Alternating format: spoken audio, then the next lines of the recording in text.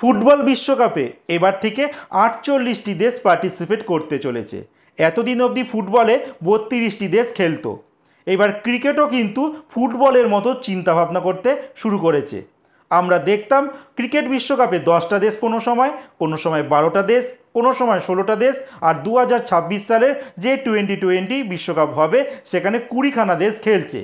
এবার আইসিসি চিন্তাভাবনা করছে এই ক্রিকেট বিশ্বকাপটা 32টা দেশের যেন করা হয়, যার জন্য 2026 সালের পরবর্তী যে বিশ্বকাপগুলো টোয়েন্টি ফরম্যাটে হবে সেখানে তারা 32টি দলকে নিয়ে করতে চাইছে। কিন্তু এখানেই ক্রিকেট যারা দর্শক রয়েছে তারা দুই ভাগে ভাগ হয়ে গেছে।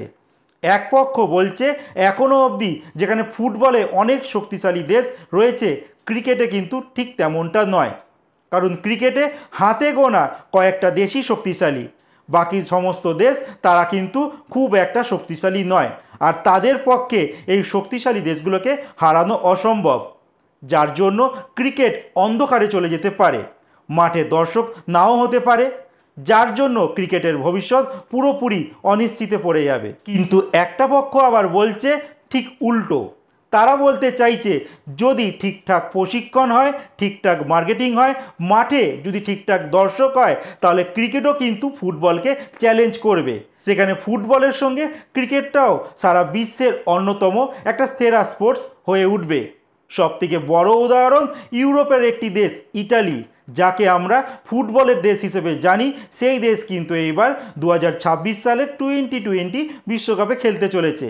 সেই দেশটাই কিন্তু সবথেকে বড় উদাহরণ প্রস্তুত করছে আইসিসির কাছে। আর আইসিসি চাইছে বেশি মুনাফা। তারা চায় যত ম্যাচের সংখ্যা বাড়বে, যত ক্রিকেটটাকে ছড়িয়ে দিতে পারবে, তত তাদের মুনাফা বাড়বে।